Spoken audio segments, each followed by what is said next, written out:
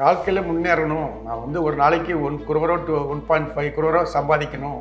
அது வரைக்கும் தளராத உழைக்கணும் அப்படின்னு எண்ணம். இந்த குறிக்கோளை அடைஞ்சிட்டேன். அது ஒரு ஹாப்பினஸ் நல்லா தான் இருக்குது.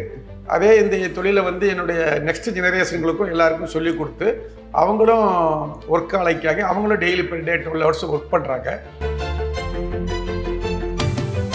நான் பிஸ்னஸ்குள்ளே வரும்போது என்கிட்ட பணமே இல்லை, ஒரு பைசா கிடையாது. படிக்கிறதுக்கே எனக்கு ரூபா கிடையாது. பணம் இல்லாமல் அந்த காலத்துலேயும் பணம் இல்லாமல் தொழில் பண்ணி ஜெயிக்கலாம், இந்த காலத்துலையும் பணம் இல்லாமல் பிஸ்னஸ் பண்ணி ஜெயிக்கலாம். இப்போ வந்து நான் சில எம்ப்ளாயி தொழிலாளி வேலைக்கு எடுக்கும்போது அவங்க கொஞ்சம் ரிச் ஃபேமிலியாக இருந்தால் வேலைக்கு எடுக்க மாட்டேன். ஒரு ஆவரேஜ் மீடியம் ஃபேமிலி இல்லை புவர் ஃபேமிலி தான் வேலைக்கே எடுப்பேன். ஏன்னா அவங்க மைண்ட் செட்டு வந்து வேலை பார்க்கணுன்னு இருக்குது. ரிச் ஃபேமிலி வந்து யாரும் வேலைக்கு எடுத்தால் கொஞ்சம் ஒரு இதாக நல்லா சரியாக பார்க்க மாட்டேங்கிறாங்க அப்படின்னு ஒரு எண்ணம். அதே மாதிரி பணம் தேவையில்லை, பேங்க்ஸில் லோன் வாங்கிக்கலாம், ஃப்ரெண்ட்ஸ்கிட்ட லோன் வாங்கிக்கலாம். பட் ப்ராப்பராக அவங்களுக்கு ரீபே பண்ணி நல்ல பேர் வாங்கி ஈஸியாக அவங்கள வந்து இது பண்ணலாம், வெற்றி அடையலாம். ஒரு எம்ஆர்ஐ மிஷினே 7 கோடி 8 கோடி இருக்குது. அதை பகலில் மட்டும் யூஸ் பண்ணிவிட்டு நைட்டை சும்மா ஏசி ஓடிக்கிட்டே வச்சுக்கிட்டு நோ யூஸ். அதை நைட்லேயும் யூஸ் பண்ணுங்கிறதுக்காக ஹாப்பி ஹவர்ஸை இன்ட்ரடியூஸ் பண்ணேன். வேர்ல்டுலேயே எல்லாருமே வந்து 7 மணிக்கு மேலே டபுள் சார்ஜ் பண்ணுவாங்க. நாங்கள் ஆஃப்டர் 7 o'clock நைட்டு வந்து அதை வந்து ரேட்டை குறைச்சோம். பகல்லே கம்மியாக பண்ணுறோம், காம்படிட்டரோட 50% கம்மியாக பண்ணுறோம். நைட்டில் அந்த 50%ல இன்னொரு 20% டிஸ்கவுண்ட்டு. அதாவது தொழில் ஆரம்பிக்கும் போது, திருநெல்வேலியில் ஆரம்பிக்கும் போது நானே போய் ஒரு 300 டாக்டர் 400 டாக்டர் வந்து மீட் பண்ணேன். அப்போ டாக்டர்ஸ்லாம் என்னை ரொம்ப டிஸ்கரேஜ் பண்ணாங்க. நீ ஒரு நான் மெடிக்கல், நீ எப்படி இந்த தொழில் பண்ணுற, இந்த தொழிலை பண்ணக்கூடாது, அந்த மாதிரி டிஸ்கரேஜ் பண்ணாங்க. அதுக்காக தான் மருத்துவத்துறையா, கல்வியா, ஏஐயா, எந்த துறையில் அவங்க பிஸ்னஸ் பண்ண நினைக்கிறாங்களோ அந்த துறையில் போய் ஒரு 1 year வந்து ஒரு நிறுவனத்தில் ஒர்க் பண்ணுங்க. அந்த நிறுவனத்தில் ஒரு 12 மணி நேரம் 15 மணி நேரம் டைம் பார்க்காம வேலை பார்த்து இன்னும் டவுட் அந்த தொழிலை கற்றுக்கிட்டு அந்த ஓனரோட ஆசீர்வாதத்தோடு வெளியே வந்து அதே தொழிலை ஆரம்பித்தா ஜெயிச்சிடலாம்.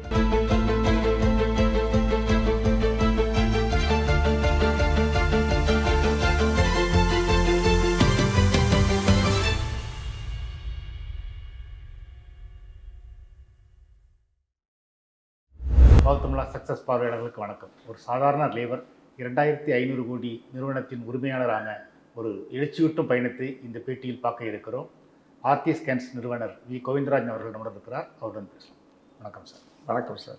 சார், நான் முதலே சொன்ன மாதிரி வந்து ஒரு சாதாரண லேபராக இருந்த அப்புறம் போஸ்ட்மேன், அப்புறம் இன்ஜினியர், இன்றைக்கி ஒரு 2500 கோடி மதிப்புடைய ஒரு நிறுவனத்தின் அதிபர் அப்படிங்கிற மாதிரி ஒரு எழுச்சியூட்டும் பயணம் உங்களோட வாழ்க்கை வந்து. ஸோ அதை ஒரு சுருக்கமாக சொல்ல முடியுமா சார்? ஆரம்பத்துலேருந்து எப்படி இங்கே வந்தீங்க அப்படிங்கிறது. அதாவது என்னுடைய சின்ன வயசுலேயே என்னுடைய ஃபாதர் வந்து இறந்துட்டாங்க. அந்த அக்ரிகல்ச்சர் ஃபேமிலி வில்லேஜில் இருந்ததுனால, கிராமத்தில் இருந்து வந்ததுனால எனக்கு வந்து முன்னேறணும் ஒரு துடிப்பு இருந்தது.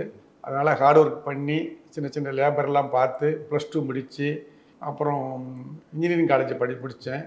போஸ்ட் ஆஃபீஸுக்கு வேலைக்கு போனேன். அந்த எப்படியாவது சம்பாதிக்கணும், ப்ரூவ் பண்ணி காமிக்கணும் அப்படிங்கிற ஒரு இதில் கடின உழைப்பு பண்ணி தான் மேலே வந்திருக்கிறேன். அந்த காலத்தில் மத்திய அரசு வேலைன்னா அவ்வளோ பெரிய ஒரு மதிப்பு மரியாதை இருந்தது. இருந்தாலும் அந்த வேலையை ரிசைன் பண்ணிவிட்டு, கவர்மெண்ட் வேலையை ரிசைன் பண்ணிவிட்டு இன்ஜினியரிங் காலேஜில் மெரிட்டில் சீட்டு கிடச்சிது. அப்போது அந்த கஷ்டத்தோடு படிக்க போனேன். அந்த இன்ஜினியரிங் காலேஜ் படிக்கும் போதும் எனக்கு பேங்க் ஆஃப் மகாராஷ்டிராவில் எஜுகேஷன் லோன் கொடுத்தாங்க. அந்த காலத்தில் ஒரு 1 lakh வரைக்கும் கொடுத்தாங்க. அந்த லோன் வாங்கி தான் படித்து முடித்தேன். வேறு எங்களுக்கு குடும்பத்துக்கு வேறு வருமானம் இல்லாதனால. ஆனால் பொதுவாக பார்த்தீங்கன்னா ஒரு கவர்மெண்ட் வேலை, அது சென்ட்ரல் கவர்மெண்ட் வேலை கிடச்சிச்சின்னா எல்லோரும் அங்கேயே அப்படியே உட்காந்துருவாங்க வந்து, லைஃப் முழுக்க நம்மளுக்கு செட்டில் ஆகிடுச்சு அப்படின்னு சொல்லி வந்து. ஆனால் நீங்கள் அதை விட்டுட்டு திரும்ப படிக்கிறது, திரும்ப லைஃப்பை தொடங்கிருக்கீங்க. ஆமாம். எப்போ அந்த மாதிரி முடிவு எடுத்தீங்க? என்ன காரணம்?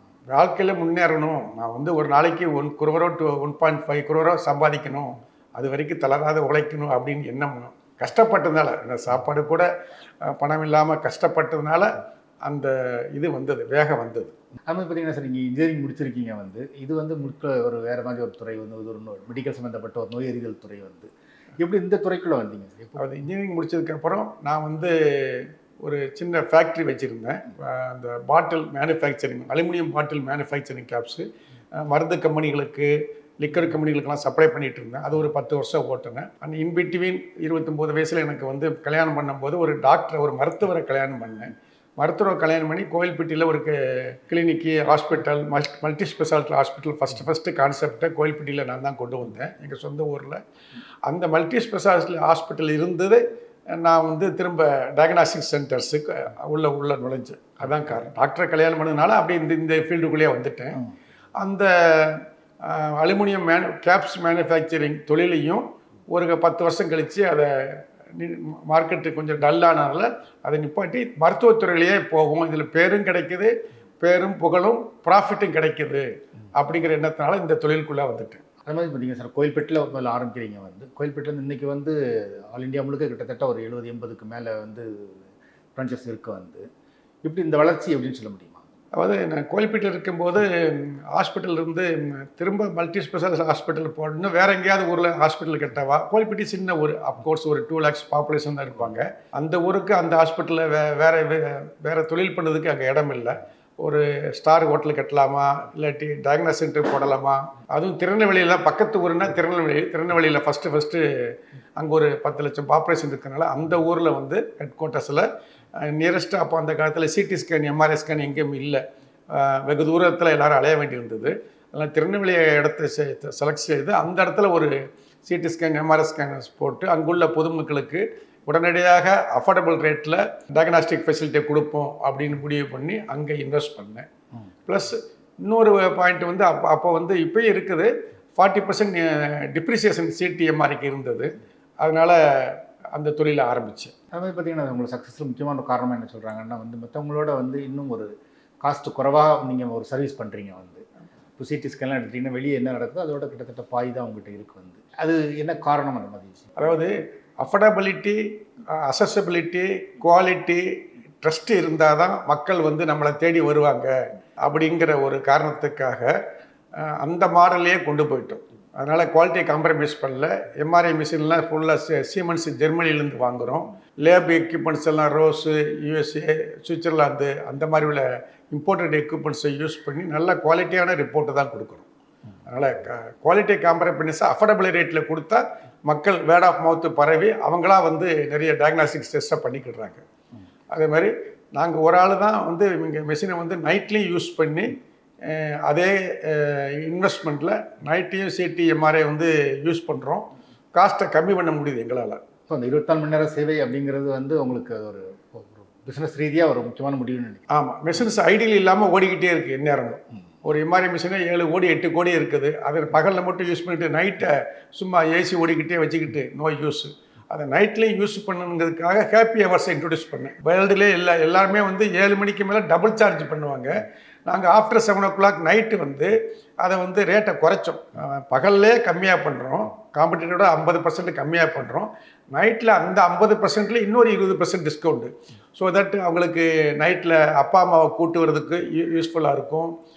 டிரான்ஸ்போர்ட்டு டிராஃபிக் ஜாம் இருக்காது, கிளைமேட் நல்லா இருக்கும், நைட்டு ரஷ்ஷும் கம்மியாக இருக்கும். அதனால் எல்லாருமே ஈவினிங் ஆஃப்டர் 7 o'clock அது நல்ல வரவேற்பு கிடச்சிது. அதையே நாங்கள் சக்ஸஸாக அக்ராஸ் இந்தியா கொண்டு போயிட்டோம். பொதுவாக நம்ம தொழில் பண்ணும்போது குறிப்பாக அதுவும் நீங்கள் ஃபீல்டு வேறுங்கிறப்ப இந்த தொழில் உங்களால் பண்ண முடியாது அப்படின்னு நம்ம ஒரு கமெண்ட்டை எப்பவுமே எதிர்கொள்வோம். அந்த மாதிரி கமெண்ட்டை நீங்கள் எப்போ எதிர்கொண்டீங்களா? ஆமாம், ரொம்ப எதிர்பார்த்தேன். அதாவது தொழில் ஆரம்பிக்கும்போது திருநெல்வேலியில் ஆரம்பிக்கும்போது நானே போய் ஒரு 300 டாக்டர் 400 டாக்டரை மீட் பண்ணேன் ஃபஸ்ட்டு 2 months. அந்த ஒரு 5 மாவட்டங்களில் உள்ள மாவட்டங்களில் எதிர்பார்த்தேன். சென்னையில் திருநெல்வேலி ஆரம்பித்து சென்னையிலையும் 2004 ஆரம்பித்தேன். 2003-2004 ஆரம்பித்தேன். அப்போ டாக்டர்ஸ் எல்லாம் என்னை ரொம்ப டிஸ்கரேஜ் பண்ணாங்க. நீ ஒரு நான் மெடிக்கல், நீ எப்படி இந்த தொழில் பண்ணுற, இந்த தொழிலை பண்ணக்கூடாது, அந்த மாதிரி டிஸ்கரேஜ் பண்ணாங்க. அதுக்காக தான் என் ஃபேமிலியில் இன்றைக்கி 7 ரேடியாலஜிஸ்ட்டை நான் உருவாக்கி அவங்களையும் பிஸ்னஸ்க்குள்ளே கொண்டு வந்திருக்கேன். அந்த டாக்டர்ஸ் அன்றைக்கி கமெண்ட்ஸ் பண்ணதுனால தான் நான் அதை ஒரு ப்ளஸ் பாயிண்ட்டாக எடுத்துக்கிட்டு 7 ரேடியாலஜிஸ்ட்டை என் பையன், பொண்ணு, மருமகன், எங்கள் பிரதர்லா வீட்டில் 7 பேர் இன்றைக்கி உருவாக்கியிருக்கேன். அது மாதிரி டாக்டர்ஸ் கமெண்ட் பண்ண மாதிரி சார், நீங்கள் ஒரு நான் மெடிக்கலாக இருந்து இந்த ஃபீல்டில் இவ்வளோ உயரத்துக்கு வந்திருக்கீங்க. இல்லை நீங்கள் பெருசாக சந்தித்த சவாலுங்கிறது என்ன சார்? இது கேபிட்டல் இன்டென்சிவான ஒரு பிரான்ச்சு போனால் 10 கோடி வேறு தேவைப்படுது. 10 கோடி தேவைப்படும் போது முதல்ல லோன் வாங்கி ஆரம்பித்தேன். லோன் வாங்கினா இன்ட்ரெஸ்ட்டு ஒரு ஒர்க் அவுட், இன்ட்ரெஸ்ட்டுக்கு வட்டி கட்டணும், இல்லை அப்படி கெட்டு போகும்போது காஸ்ட் வந்து நம்மளால் கம்மியாக கொடுக்க முடியல. ஸோ நாங்கள் என்ன பண்ணணும், கிடைக்கிற ப்ராஃபிட்டை அப்படியே கம்பெனிக்குள்ளேயே திரும்ப திரும்ப ப்ளப் பேக் பண்ணிக்கிட்டு வெளியிருந்து நாங்கள் என்னுடைய சேலரிலாம் வெறும் 10,000 20,000 வீட்டு செலவுக்கு மட்டும்தான் பணம் எடுத்துக்கிட்டு கம்பெனிலேருந்து பணமே எடுக்கலை. ஃபஸ்ட்டு 20 வருஷமாக, இப்போ 25 26 வருஷம் ஆகுது. இப்போ தான் எனக்குன்னு ஒரு 3 லட்ச ரூபா சம்பளம் போட்டு எடுக்கிறேன். இதுக்கு முன்னாடிலாம் நான் வந்து இப்போ ஒரு 20,000 30,000 சம்பளம் மட்டும் தான் எடுத்துக்கிட்டு இருந்தேன். கம்பெனிலேருந்து பணமே வெளியே எடுக்கலை. அதனால் வந்து அந்த பணத்தை வச்சு மிஷினை வாங்கிடுறோம். ஸோ இன்ட்ரெஸ்ட் கிடையாது. ஸோ அதனால் காஸ்ட் சேவிங் ஆகுது. ப்ளஸ் நல்ல எம்ப்ளாயீஸும் நல்ல ட்ரைனிங் கொடுக்குறோம்.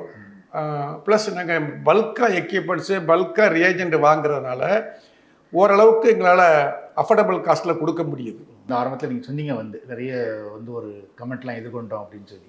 ஆனால் அதெல்லாம் மீறியும் இதுதான் நம்மளோட ஃபீல்டு அப்படின்னு நீங்கள் உறுதியாக முடிவு பண்ண நேரம் இது. அதான் 2004 2005 இதை எப்படி இந்த எல்லா கமெண்ட்ஸையும் ஜெயிச்சு காமிக்கணும் அப்படின்னு முடிவு பண்ணி எல்லா டாக்டர்ஸையும் அடிக்கடி பார்த்து செஞ்சு கொண்டு வந்துட்டோம். அதே மாதிரி மாசிவாக போகணும். ஒரு சிட்டின்னு எடுத்துக்கிட்டால் ஒரு 5 பிரான்ச்சு 10 பிரான்ச்சு அப்படின்னு போடும்போது டாக்டர்ஸுக்கு ஒரு ஆதரவு நன்றாகவே கிடைச்சிது. இனிஷியலாக ஒரு டாக்டர்ஸோட சப்போர்ட் கிடைக்கலனாலும் கூட ஒரு 1 இயரில் வந்து நான் எங்களோட சர்வீஸு குவாலிட்டி ரிப்போர்ட்டிங் அதெல்லாம் பார்த்தோன்னா டாக்டர்ஸ் எல்லாம் சப்போர்ட் பண்ண ஆரம்பிச்சிட்டாங்க. அதே மாதிரி ஆரம்பத்தில் எப்படி இருந்தது உங்களுக்கு? ஒரு தொழிலில் ஆரம்பிக்கும் போது வந்து லாபங்கள் இருக்கும் நஷ்டங்கள் இருக்கும். வந்து இப்போ நீங்கள் நஷ்டத்தை சந்தித்த சரணங்கள் இருந்ததா? அந்த மருத்துவ தொழிலில் வந்து நம்ம ஃபோக்கஸ்டாக பிஸ்னஸ் பண்ணும்போது யார் பண்ணாலும் இதில் நஷ்டம்னு ஒன்று வர்றதுக்கு இந்தியாவில் வராது. ஏன்னா இந்தியாவில் மக்கள் தொகை ஜாஸ்தி, ஹெல்த் கேர் இம்ப்ரூவ் ஆகிட்டே வருது. எனக்கு வந்து நான் கடந்த 25 வருஷம் இங்கே இருந்தாலும் எந்த வருஷமும் எனக்கு நஷ்டம் வந்ததில்லை. லாபம் தான் வந்துக்கிட்டே இருக்க ஒழிய நஷ்டம் வந்ததே இல்லை. ஃபார் தட் மேட்டர் எனக்குன்னு இல்லை, எல்லா தொழிலதிபர்களுக்கும் இந்த மருத்துவத்துறையில் உள்ள தொழிலதிபர்களுக்கும் டாக்டர்களுக்கும் நஷ்டம்னு வந்தது கிடையாது. அன்லெஸ் அதர்வைஸ் அவங்க ஃபோக்கஸ் வேறு டைரக்ஷனில் போய் அப்படி இருந்தால் தான் அவங்களுக்கு நஷ்டத்தை இது பண்ணி நஷ்டம் வரும், இல்லாட்டி வராது. அது மாதிரி பொதுவாக தொழிலதிபர்கள் எல்லாருமே வந்து ஒரே தொழில் இல்லாமல் பல்வேறு தொழில்கள்லையும் கால் வைப்பாங்க வந்து. ஸோ அந்த மாதிரி நீங்கள் வேறு எதாவது பண்ணுறீங்களா இல்லை முழுக்க முழுக்க இது? எனக்கு ஒரே ஒரு தொழில், இந்த தொழில் தான் 25 26 வருஷமாக பண்ணிக்கிட்டே இருக்கேன். வேறு டைவர்ஷனே இல்லை. அது ஒரு காரணம் சக்ஸஸ் ஆனதுக்கு. ஸோ அந்த மாதிரி டைவர்ஷன் இருக்கிறது வந்து ஒரு சரியான முடிவு இல்லைன்னு நினைக்கிறீங்க? இல்லை அப்படி கிடையாது. அது அவங்களுடைய பேண்ட்வித்தை பொறுத்து இருக்குது. அவங்ககிட்ட உள்ள பண வசதி. இப்போ சப்போஸ் என்கிட்ட ஒரு 1000 கோடி கூடியோ 500 கோடியோ எனக்கு பணம் இருந்திருந்தால் நானும் செப்பரேட்டாக 2-3 துறையில் கால் வச்சுருப்பேன். ஆனால் எனக்கிட்ட வந்து பணம் கம்மியாக இருந்ததுனால தான் கஷ்டப்பட்டு இந்த தொழிலை வந்ததுனால ஃபோக்கஸ்டாக ஒரு தொழிலை பண்ணி ஜெயிப்போம் அப்படின்னு இது பண்ணியிருக்கோம். வெற்றி கண்டிருக்கும். அது மாதிரி சார் நீங்கள் சொன்ன மாதிரியே வந்து இந்த தொழில் இந்த துறை வந்து பார்த்தீங்கன்னா நீங்கள் குறிப்பாக நீங்கள் அதிகமான இன்வெஸ்ட்மெண்ட் தேவைப்படுற ஒரு தொழில் வந்து. ஸோ ஆரம்பத்தில் பணம் இல்லாமல் சிரமங்கள்லாம் இருந்திருக்கும். அதெல்லாம் எப்படி சமாளிச்சிங்க அப்படிங்கிறது? இல்லை, ஆரம்பத்தில் வந்து நான் பேங்க் லோன் வாங்கினேன், நண்பர்கள்ட்ட கடன் வாங்கினேன். அதெல்லாம் கரெக்டாக செலுத்திட்டோம். இப்போ வந்து நாங்கள் பெரும்பாலும் சப்ளையர் வெண்டார்கிட்ட தான் கிரெடிட் வாங்கிக்கிட்டு இருக்கோம். லாங் டேர்ம் கிரெடிட்டு அந்த மாதிரி வாங்கிட்டு இருக்கோம். ஸோ எங்களுக்கு இன்ட்ரெஸ்ட் ஃப்ரீ இதாக போய் ஃபண்ட்ஸுகள் கிடச்சிருக்கு. இப்போ நீங்கள் ஒரு பெரிய சக்ஸஸ் பார்த்துட்டீங்க சார். வந்து இது உங்கள் வாழ்க்கையை எப்படி மாற்றிருக்குன்னு சொல்ல முடியும்? ஆரம்பத்தில் இருந்ததுக்கு. ஆமாம், அது வந்து நான் நினச்சேன், அப்போ நினச்சேன் பெர் டே இவ்வளோ சம்பாதிக்க நினச்சேன். அந்த குறிக்கோளை அடைஞ்சிட்டேன். அது ஒரு ஹாப்பினஸ் நல்லா தான் இருக்குது. அதே இந்த தொழிலை வந்து என்னுடைய நெக்ஸ்ட் ஜெனரேஷன்களுக்கும் எல்லாருக்கும் சொல்லிக் கொடுத்து அவங்களும் ஒர்க் ஆலைக்காக அவங்களும் daily per day 12 hours work பண்ணுறாங்க. அதுவே இன்னொரு சந்தோஷமாக இருக்குது. நான் மட்டும் தொழில் பண்ணி ஜெயிச்சது இல்லாமல் என்னோடய நெக்ஸ்ட் ஜெனரேஷனையும் இந்த தொழிலுக்குள்ளே இறக்கி அவங்களையும் சக்ஸஸ்ஃபுல்லாக பண்ண வச்சு என்னை விட நல்லா பண்ணுறாங்க. அதே மாதிரி இன்றைக்கி எனக்கு தெரிஞ்ச ஃப்ரெண்ட்ஸு நிறைய பேரையும் ரிலேட்டிவ்ஸ் நிறைய பேரையும் இந்த தொழிலை தமிழ்நாடு ஃபுல்லாக பண்ண வச்சுருக்கேன். அந்த மாதிரி அவங்களும் நல்லா பண்ணிகிட்ருக்காங்க. சொன்னீங்க சார், ஒரு 12 ஹவர்ஸ் ஒர்க் பண்ணுறேன்னு சொன்னீங்க. வந்து ஒரு தொழிலதிபராக உங்களோட டே டு லைஃபை சொல்ல முடியும். உங்களோட ஒரு நாள் எப்படி இருக்கும்? முன்னாடி வந்து என்னோடய ஹெல்த்தை பற்றி நான் கவலைப்படவே இல்லை. அப்போ வந்து எந்நேரம் பிஸ்னஸ் பற்றி தான் கவலைப்பட்டே இருந்தேன். மார்க்கெட்டிங், பொருளாதாரம், ஹெச்ஆர் எல்லா டிபார்ட்மெண்ட்டும் நான் தான் பார்த்துக்கிட்டு இருந்தேன். அதனால் வந்து என்னோடய ஹெல்த்தை பற்றி கவலைப்படலை. இப்போ வந்து நான் வந்து ஒரு 10 இயர்ஸாக வந்து இப்போ என் ஹெல்த்துக்கும் இம்பார்ட்டன்ஸ் கொடுத்துக்கிட்டு பிஸ்னஸில் வந்து ஒரு லாங் டேர்ம் அப்ஜெக்டிவ் என்ன, குவாலிட்டி, ஹெச்ஆர் ரெக்ரூட்மெண்ட்டு அதை மட்டும் நான் பார்த்துக்கிட்டு இருக்கேன். மற்ற இதெல்லாம் என்னுடைய நெக்ஸ்ட் ஜெனரேஷன் பார்த்துக்கிட்டு இருக்காங்க. இன்றைக்குள்ள லைஃப் வந்து நான் 5:30க்கு எழுந்திருக்கிறேன். ஒரு 2 ஹவர்ஸ் ஜிம் போகிறேன். அப் டு 8 வரைக்கும் ஜிம்மில் வந்து strength training, treadmill, mobility, stability அந்த மாதிரி எக்ஸசைஸ் பண்ணுறேன். அப்புறம் வந்து ஒரு ப்ரோட்டீன் ரிச் ஃபுட்டு. நான் வந்து 30 இயர்ஸாக டயபெட்டிக்னால நான் வந்து protein rich high protein low carb food சாப்பிட்றேன். ஸோ பிரேக்ஃபாஸ்ட் அங்கே சாப்பிட்டுட்டு அப்புறம் சவுனான் இருக்குது 80 டிகிரி டெம்பரேச்சரில் ஒரு 21 மினிட்ஸ் ஒரு ரூமில் உட்காந்துருப்பேன். அது முடிச்சுட்டு கோல்டு ஷவர் எடுத்துக்கிடுவேன். கோல்டு ஷவர் எடுத்துக்கிட்டு ஆஃபீஸுக்கு ஒரு 10 மணிக்கு வந்துட்டு 10 to ஒரு 8 வரைக்கும் ஆஃபீஸில் உட்காந்து ஒர்க் பண்ணுவேன். திரும்ப ஒரு 9:30க்கெலாம் ஸ்லீப். ஃபஸ்ட்டு வந்து sleep, nutrition, food, exercise, some supplements அதை மாதிரி சாப்பிட்டு ஹெல்த்தியாகவும் இருக்கிறேன். பிஸ்னஸும் நல்லா போயிட்டு இருக்குது. இன்றைக்கி நீங்கள் சொன்னீங்க சார், நீங்கள் வந்து நம்ம நினச்ச ஒரு சக்ஸஸாக ஒரு இவ்வளோ சேலரி எடுக்கணும்னு நினச்சேன், அந்த சக்ஸஸ் அடைஞ்சிட்டேன்னு சொன்னீங்க வந்து. ஸோ இன்றைக்கி சக்ஸஸ் அப்படின்னா நீங்கள் என்ன சொல்லுவீங்க அப்படின்னு? சக்ஸஸ்ங்கிற வார்த்தைக்கு உங்கள் அனுபவத்திலேருந்து ஒரு அர்த்தத்தை சொல்கிறதா இருந்தால் என்ன சொல்லுங்கள்? அதாவது நான் வந்து இப்போ என்ன மகிழ்ச்சின்னா, எனக்கு வந்து பணமெல்லாம் எனக்கு பெருசு கிடையாது. All India Aarthi scans and லேப்ஸ்னு ஒரு பிராண்டை எஸ்டாப்ளிஷ் பண்ணிட்டேன். அந்த பிராண்டை எஸ்டாப்ளிஷ் பண்ணது எனக்கு சந்தோஷம். இப்போ இனி வந்து நான் பெரும்பாலும் எந்த ஒரு இதுலேயும் பொது மேடைகள்லையோ இதுலேயுமே நான் ரொம்ப கலந்துக்கிட்டது இல்லை. ஆர்த்தி ஸ்கேனுக்கு பின்னாடி கோவிந்தராஜ் தான் இருக்காங்க. நிறைய டாக்டர்ஸ்க்கு இன்னைக்கு வரைக்கும் தெரியாது. இப்போ தான் வந்து ஆர்த்தி ஸ்கேன் ஒரு பிராண்ட் எஸ்டாப்ளிஷ் ஆனதுனால ஆர்த்தி ஸ்கேன் சேர்மன் வந்து கோவிந்தராஜன் சில டாக்டர்ஸுக்கு பொதுமக்களுக்கு தெரிய வருது. அதுவே எனக்கு ஒரு பெரிய சந்தோஷம். குவாலிட்டி, பெஸ்ட்டு ரிப்போர்ட்டு, இமேஜிங்ஸு, எக்யூப்மெண்ட், இது ப்ளஸ் அஃபோர்டபுள், அசஸபிள். இப்போ சென்னையில் எடுத்துக்கிட்டால் எவ்வரி 4 கிலோமீட்டரில் எங்களுடைய பிரான்ச் இருக்குது. ஸோ பொதுமக்கள் இந்த டிராஃபிக்காக ரொம்ப தூரம் அலையாமல் நியரஸ்ட் ஆர்த்தி பிரான்ச்சுக்கு போயிடுவாங்க. அதுதான் அசஸபிலிட்டி, அஃபோர்டபிலிட்டி, குவாலிட்டி, ட்ரஸ்ட்டு, டிரான்ஸ்பரண்ட். எங்கள் ரேட்டு கீட்டு எல்லாமே வெரி டிரான்ஸ்பரண்ட். இந்த 5 உன்னதமான வார்த்தைகள் தான். அதனால் அதை வச்சு தான் எங்களுக்கு தொழில் வந்து விரிவாக நடந்துக்கிட்டு இருக்குது. இந்த 5 பில்லருமே எங்களுக்கு ரொம்ப ஸ்ட்ராங்காக இருக்குது. திரும்பவும் சொல்கிறேன், டிரான்ஸ்பரண்ட், அசஸபிலிட்டி, அஃபோர்டபிலிட்டி, குவாலிட்டி, ட்ரஸ்ட். இந்த 5 பில்லர் எங்கிட்ட இருக்குது. எங்கள் கம்பெனியில் இன்பில்ட்டாக இருக்குது. இந்த 25-30 வருஷத்தில் வந்து சில ஒரு ரிஸ்க்கான முடிவுகளையும் எடுத்திருப்பீங்க வந்து. அப்படி எடுத்த முக்கியமான விஷயங்களை சொல்ல முடியுமா? அதாவது 2004 ஒரு 15 கோடிக்கு 3 எம்ஆர்ஐ மிஷின் ஆர்டர் போட்டேன். ஒவ்வொரு எம்ஆர்ஐ மிஷினும் 5-5 கோடி. அது வந்து ரொம்ப ரிஸ்க்கான முடிவு. 1.5 டெஸ்லா சென்னையில் அப்போ யார்ட்டையும் கிடையாது. அப்போ சீமென்ஸ் மிஷின்கிட்ட ஒரு 3 மிஷின் அட் எ டயத்தில் ஆர்டர் போட்டு 1.5 டெஸ்லான்னு சொல்லி, நான் தான் ஃபஸ்ட்டு சென்னையில் அந்த மாடலை ஜெர்மனிலேருந்து இம்போர்ட் பண்ணி இன்ஸ்டால் பண்ணேன். அந்த 15 சீமென்ஸ் கம்பெனிக்காரங்களே வந்து, சார் நீங்கள் பெரிய ரிஸ்க் எடுக்கிறீங்க, இந்த 1.5 டெஸ்லா மிஷின் போடாதீங்க, அதை விட சின்ன மாடலை போடுங்க, ஒரு 2 crore 3 crore போடுங்க, நீங்கள் புதுசாக வர்றீங்க சென்னைக்கு, எம்ஆர்ஐ மிஷின் போட அவங்களே டிஸ்கரேஜ் பண்ணாங்க. பட் நான் அதை இன்ட்ரொடியூஸ் பண்ணி இன்ஸ்டால் பண்ணி 3 மிஷினையும் அட் இடத்துல இன்ஸ்டால் பண்ணேன் 15 கோடிக்கு. கீழ்ப்பாக்கு, ஆழ்வார்பேட்டை, வடபழனி, அது 3மே. ஆனால் அதில் வந்து 1.5 டெஸ்லா ஹோல் ஸ்பைனையும் ஒரே ஸ்டெச்சில் 20 நிமிஷத்தில் எடுக்கிற மாதிரி அந்த மாடலை கொண்டு வந்தேன். அதில் வந்து நான் சக்ஸஸ் ஆனேன். அது கரெக்டான முடிவு தான். அது வந்து உங்கள் வாழ்க்கையில் வந்து ஒரு முக்கியமான திருப்பு முனைன்னா இதை சொல்லுங்கள். என்னுடைய மனைவி டாக்டர் கோமதியை திருமணம் பண்ணது தான். அவங்க மருத்துவராக இருக்கிறதுனால நான் மருத்துவ தொழிலில் வந்தேன். இதில் வந்து நமக்கு பேரு, புகழ், பணம் எல்லாமே கிடைக்குது. மனுஷனுக்கு அவ்வளோதானே வேணும், திருப்தி. ப்ளஸ் நமக்கு எவ்ரி இயர் க்ரோத். இன்னும் 10-50 வருஷத்துக்கு 100 வருஷத்துக்கு ஹெல்த் கேரில் க்ரோத் இருக்க தான் செய்யும். அது நல்ல தொழிலை தேர்ந்தெடுத்துட்டு ஒரு டாக்டரை கல்யாணம் பண்ணதுனால இதுக்குள்ளே வந்தேன். அதுதான் கரெக்டான திருப்பு முனை. அதுமாதிரி இந்த ஆர்த்தி ஸ்கேன் சக்ஸஸில் அவங்க மனைவியோட பங்கு என்னங்கிறது? அவங்க வந்து எப்படின்னா, நான் வந்து அந்த 30 வயசு 40 வயசுலலாம் வந்து ஒய்ஃபோட வாரத்துக்கு ஒரு நாள் தான் தங்குவேன். மிச்ச நாளெல்லாம் ட்ராவல்லே இருப்பேன். அதெல்லாம் கொஞ்சம் சகிச்சுக்கிட்டு என்னை அலோவ் பண்ணாங்க. அதனால் அதுவே பெரிய பங்கு. அது மாதிரி தவறுகளும் இருக்கும். வந்து ஒரு பிஸ்னஸ் லைஃப்பில் வந்து நம்ம இந்த தவறு நம்ம பண்ணிக்கக்கூடாது அப்படிங்கிற மாதிரி நினைக்கிற மாதிரி இருக்கும். வந்து அது மாதிரி நீங்கள் இன்றைக்கி திரும்பி பார்க்கும்போது நம்ம அந்த தவறு பண்ணிக்கக்கூடாது அப்படின்னு நினைக்கிற மாதிரியான பெரிய தவறுங்கிறது எதை சொல்லுங்கள்? அப்போ வந்து எகெயின் இந்த கார்டியாக் சிட்டின்னு சொல்லி சீமென்ஸில் இன்ட்ரடியூஸ் பண்ணாங்க. அதுவும் ஒரு 2008 சம்திங் லைக் தட்டு. அப்போ ஒரு 4 மிஷின் 20 கோடிக்கு ஆர்டர் போட்டேன். அந்த கான்செப்டை வந்து டாக்டர் கார்டியாலஜிஸ்டில் யாரும் ஏற்றுக்கல. அப்போ அந்த 4 மிஷினுமே எனக்கு ஃபெயிலியர் ஆச்சு. அதுதான் ஒரு தவறான முடிவு. ஒரு 2-3 வருஷம் கழிச்சு அந்த மிஷின் எல்லாம் விற்றுட்டேன். அந்த கார்டியாக் சிட்டிங்கிற இது வந்து அது ஒரு தவறான முடிவு. எப்படி ஒரு 3 machine MRI machine high end MRI மிஷினை போட்டு சக்ஸஸ் ஆகணும், அதே மாதிரி ஹை எண்டு சிடி போட்டு ஒரு 4 மிஷின் ஆர்டர் கொடுத்து அது 20 கோடி அதுவும் போட்டு அது கொஞ்சம் ஃபெயிலியர் ஆச்சு. அதுதான் ஒரு தவறான முடிவு. அது கற்றுக் கொடுத்த பாடம் என்ன சொல்லுங்கன்னா, எந்த ஒரு புது எக்யூப்மெண்ட்டு புது டெக்னாலஜி வந்தாலும் ஒரு 6 மந்த்ஸுக்கு வெயிட் பண்ணிவிட்டு அப்புறம் தான் அந்த டெக்னாலஜியை நம்ம யூஸ் பண்ண ஆரம்பிக்கணும் அப்படின்னு ஒரு பாடம் கற்றுக்கிட்டேன். இன்னைக்கு ஒரு சக்ஸஸ் ஆகிட்டீங்க, இன்னைக்கு ஒரு வயசில் ஒரு அனுபவங்கள் இருக்கிற விஷயங்கள் பார்த்துட்டு இந்த அனுபவத்திலேருந்து நீங்கள் திரும்பி பார்க்கும்போது ஒரு 25 வயசில் உங்களோட ஒரு 25 வயசு ஒரு இளைஞராக இருந்தீங்கன்னா எப்படி பார்க்குறீங்க அதை வந்து?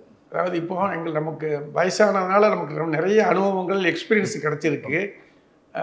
இன்னொரு பிஸ்னஸ் பண்ணலாமா, இன்னொரு தொழிலில் இந்த பிஸ்னஸை வந்து எங்கள் நெக்ஸ்ட் ஜெனரேஷன் அவங்கெல்லாம் பார்த்துக்கிடட்டும், நம்ம ஒரு பிஸ்னஸ் பண்ணலாமா அப்படிங்கிற இந்த அனுபவத்தை யூஸ் பண்ணி அப்படிங்கன்னு எந்த தொழிலை பண்ணாலும் நம்ம சக்ஸஸ்ஃபுல்லாக பண்ணிடலாம் அப்படிங்கிற ஒரு தன்னம்பிக்கை இருக்குது. ஆனால் உடல் வந்து ஒத்துழைக்காது. ஏன்னா நமக்கு 70 வயசாச்சு, இன்னும் ஒரு 5 or 10 years தான், உடல் ஒத்துழைக்காது அப்படிங்கிற ஒரு சின்ன ஒரு இது இருக்குது, சந்தேகம் இருக்குது. இல்லாட்டி நம்ம தொழில் பண்ணலாம், தொழில் பண்ணிகிட்டே இருக்கலாம். ஒரு இளைஞர்கள் வந்து உங்களை மாதிரியே வந்து ஒரு 25 வயசில் நீங்கள் ஆரம்பித்த காலகட்டங்கள் மாதிரி 25 வயசில் இருந்துக்கிட்டு இப்போ பிஸ்னஸ் பண்ணணும்னு ஆசை இருக்குது, ஆனால் பயமாக இருக்குது அப்படின்னு ஒரு தயங்கிட்டு இருக்கிற ஒரு இளைஞருக்கு நீங்கள் சொல்கிற ஆலோசனைகள்? அதாவது எல்லாருமே பிஸ்னஸ் பண்ணால் தான் நல்லாயிருக்கும். எனி பிஸ்னஸ்ஸு, அதுவும் ஹெல்த் கேரில் டெஃபினட்டாக நிறைய பேர் உள்ளே வரலாம். ஹெல்த் கேர், ஏஐ உள்ளே வரலாம். அவங்கள வந்து ஃபோக்கஸ்டாக பண்ணணும் அப்படி ஒன்று தான் சொல்லுவேன். ப்ளஸ்ஸு அவங்களுடைய எக்ஸ்பென்ஸு இதை கொஞ்சம் சிம்பிளிஃபை பண்ணிக்கிட்டு ரொம்ப ஆடம்பரமாக செலவு செய்யாமல் அந்த மாதிரி கொண்டு போனால் அவங்க சக்ஸஸ் ஆகிடலாம். அதே மாதிரி நம்ம வந்து ப்ராஃபிட்டை நோக்கி போகாமல் குவாலிட்டி பப்ளிக் ட்ரஸ்ட்டை நோக்கி நம்ம கம்பெனியை தொழிலை நடத்தினா ஆட்டோமேட்டிக்காக ப்ராஃபிட் வந்துடும், இன்வெஸ்டரும் உள்ளே வருவாங்க. இன்றைக்கி வந்து பணம் போடுறதுக்கு நிறைய பேர் இருக்காங்க. நம்மளுடைய கான்செப்டை மட்டும் ஃபோக்கஸ்டாக பண்ணாலே ஆட்டோமேட்டிக்காக பணமும் வரும், ப்ராஃபிட்டும் வந்துடும். அதே மாதிரி நீங்கள் ஏஐ பற்றி சொன்னீங்க சார். வந்து இன்றைக்கி வந்து ஒரு அபரிமிதமான ஒரு வளர்ச்சி, வேகமான ஒரு முன்னேற்றம் இருக்குது வந்து. ஸோ இந்த ஏஐ காலத்தில் வந்து எதிர்காலத்தில் இந்த துறை சந்திக்க இருக்கிற சவால்கள் என்ன விதமான மாற்றங்களை எதிர்கொள்ளணும்னு நினைக்கிறீங்க? ஏஐ மருத்துவத்துறையில் வர்றது டாக்டர்களுக்கு, ரேடியாலஜிஸ்டுகளுக்கு, கிளைண்ட்ஸுக்கு ரொம்ப நல்லதாக இருக்கும். ரிப்போர்ட்லாம் டெலிவரி இல்லாமல் அக்யூரேட்டாக போகும். நாங்கள் வந்து 2-3 இடத்துல நாங்கள் தான் ஃபஸ்ட்டு இந்தியாவிலே ரேடியாலஜியில் ஏஐயில் நிறைய இடத்துல யூஸ் பண்ணுறோம். என்னுடைய சன்னு பார்த்துக்கிடுறோம், ஐடி சாஃப்ட்வேர் அதெல்லாம் பார்த்துக்கிடுறோம். அது வந்து ரொம்ப ரொம்ப யூஸ்ஃபுல்லாக இருக்குது. எக்ஸ்ரே, செஸ்ட்டு, சிடி பிரைனு நிறைய இடத்துல வந்து ஏஐ ரிப்போர்ட்டை யூஸ் பண்ணுறோம். பட் என்ன தான் ஏஐ ரிப்போர்ட்டை யூஸ் பண்ணாலும் கடைசியில் ஒரு டாக்டர் பார்த்துட்டு தான் ரிப்போர்ட்டை ரிலீஸ் பண்ணுறோம். டாக்டருக்கு வந்து அது ரொம்ப, ரேடியாலஜிஸ்ட்டுக்கு ரொம்ப ரொம்ப யூஸ்ஃபுல்லாக இருக்குது. அவங்க ஸ்ட்ரெயின் பண்ணி பார்க்காம ஈஸியாக நல்ல குவாலிட்டியான ரிப்போர்ட்டு மக்களுக்கு கிடைக்குது. அது மாதிரி நீங்கள் ஆரம்பித்த காலத்திலேருந்து பார்த்தீங்கன்னா இன்றைக்கி ரொம்ப மாறி இருக்கும் வந்து. ஸோ ஆரம்பித்த காலத்துலேருந்து இந்த துறை எந்த அளவுக்கு மாற்றம் அடைஞ்சிருக்கு, இன்றைக்கி என்ன மாடர்ன் டெக்னாலஜிலாம் வந்திருக்கு அப்படிங்கிறது? எம்ஆர்ஐ, சிடி துறையில் வந்து நிறைய லேட்டஸ்ட் எக்யூப்மெண்ட்ஸ் நிறைய இருக்குது. அது வந்து இன்னும் துல்லியமான ரிப்போர்ட்டு வந்து மக்களுக்கு கிடைக்கிது. அது நல்லதான். முன்னாடி வந்து மக்களுக்கு வந்து விழிப்புணர்வு வருது, அவங்களுடைய ஹெல்த்தை பற்றி விழிப்புணர்வு. ஆஃப்டர் கோவிட் வந்து விழிப்புணர்வு நிறைய வந்திருக்கு. ஏகப்பட்ட பேர் இந்த தொழிலில் காம்படிட்டர்ஸ் நிறைய இருக்காங்க. ஓரளவுக்கு எல்லாருமே நல்லா பண்ணுறாங்க, யாரும் வந்து நல்லா பண்ணலும் இல்லை. காம்படிஷன் இருந்தாலும் இந்த டயக்னாஸ்டிக் இண்டஸ்ட்ரி வந்து பிளட் டெஸ்டிங், ரேடியாலஜி, நாங்கள் தான் இன்டகிரேட்டட் டயக்னாஸ்டிக் இருக்கிறோம். சில பேர் பிளட் டெஸ்டிங்கில் மட்டும் இருப்பாங்க, சில பேர் வந்து ரேடியாலஜியில் மட்டும் இருப்பாங்க. நாங்கள் விஜயா ஸ்கேன், நீங்கள் ஒரு 4-5 பேர் என்ற மாதிரி தான் இந்தியாவிலேயும் இன்டகிரேட்டட் டயக்னாஸ்டிக்கில் இருக்கிறோம். ஸோ எல்லாருமே ஓரளவுக்கு நல்லா தான் பண்ணுறாங்க. அதுமாதிரி சார் ஆரம்பத்தில் இப்போ சில விஷயங்கள்லாம் பார்த்தீங்கன்னா அன்னைக்கு வந்து ரொம்ப அபூர்வமான விஷயம், சாத்தியமே இல்லைங்கிற மாதிரி விஷயங்கள் இன்றைக்கி சாத்தியமாகிருக்கும் வந்து. அப்படி என்னென்ன விஷயங்கள் இப்போ இன்றைக்கி நம்ம கண்டுபிடிக்கிற விஷயங்கள் நிறைய இருக்குது வந்து. ஸோ இதெல்லாம் பார்த்தீங்கன்னா ஒரு 25 வருஷத்துக்கு முன்னாடி வந்து வாய்ப்பே இல்லை, இன்றைக்கி நம்ம அந்த அளவுக்கு முன்னேறி இருக்கோம் அப்படிங்கிற மாதிரி விஷயங்கள்லாம் என்னென்ன சொல்லுங்கள்? அதாவது நான் என்ன கேட்டேன்னா, வெளிநாடுகளுக்கு போக தேவையில்லை, வெளியூருக்கு பாம்பே, டெல்லிக்கு போகாமல் எல்லா டெஸ்டிங் ஃபெசிலிட்டியும் அஃபோர்டபுள் ரேட்டில் சென்னையிலையோ தமிழ்நாட்டில் உள்ள எந்த ஊரில் எடுத்தாலும் பண்ணிக்கலாம். இன்றைக்கி டேட்டில் ஒரு 1.5 டெஸ்ட்லாங்கிறது இன்றைக்கி தமிழ்நாட்டில் எல்லா ஊர்லேயும் இருக்குது, சின்ன சின்ன ஊர்லேயும் இருக்குது. அது வந்து லேட்டஸ்ட்டு டெக்னாலஜி மாதிரி துறையில். அது வந்து அந்த மாதிரி அஃபோர்டபுளாக எல்லா ஊர்லேயும் எல்லா பொதுமக்களுக்கும் கிடைக்குது. நீங்கள் சொன்ன மாதிரி பார்த்தீங்கன்னா அந்த காலத்தில் ஒரு இதுன்னா ஒரு பெரிய சிட்டிக்கு போகணும் மாதிரி தான் இருந்தது. ஆமாம். அந்த மாதிரி நீங்கள் வந்து பார்த்தீங்கன்னா வந்து ஒரு போஸ்ட்மேனாக இருந்தீங்க, ஒரு சென்ட்ரல் கவர்மெண்ட் ஜாப்பில் இருந்து அப்புறம் ஒரு பிஸ்னஸ்க்குள்ளே வந்திருக்கீங்க வந்து. நம்ம இன்றைக்கி ஒரு இளைஞர்கள் வந்து பிஸ்னஸ் பண்ண விரும்புகிறவங்க, ஒரு நல்ல வேலையில் இருக்கிறவங்க. ஸோ அந்த மாதிரி வேலையை விட்டுட்டு பிஸ்னஸ் பண்ண வர்றது அப்படிங்கிற ஒரு முடிவை ஒரு சரியான முடிவுன்னு சொல்லுவீங்களா? ரொம்ப சரியான முடிவு. வேலை பார்த்துக்கிட்டே இருந்தேன்னா அழகாக வந்தாச்சு. எல்லாருமே தொழில் பண்ணாலும் ரொம்ப நல்லா இருக்கும். கொஞ்சம் ஹார்ட் ஒர்க் பண்ணணும், அவ்வளோதான். ஹார்ட் ஒர்க் பண்ணால் எல்லாருமே ஜெயிச்சிடலாம், அதில் ஒன்றும் சந்தேகமே இல்லை. அது வந்து பணம் இல்லாமல் பிஸ்னஸ் ஆரம்பிக்க முடியுமா? டெஃபினட்டாக பணமே தேவையில்லை. நான் பிஸ்னஸ்குள்ளே வரும்போது என்கிட்ட பணமே இல்லை, ஒரு பைசா கிடையாது. படிக்கிறதுக்கே எனக்கு ரூபா கிடையாது. பணம் இல்லாமல் அந்த காலத்துலேயும் பணம் இல்லாமல் தொழில் பண்ணி ஜெயிக்கலாம், இந்த காலத்துலையும் பணம் இல்லாமல் பிஸ்னஸ் பண்ணி ஜெயிக்கலாம். அதில் இதே கிடையாது.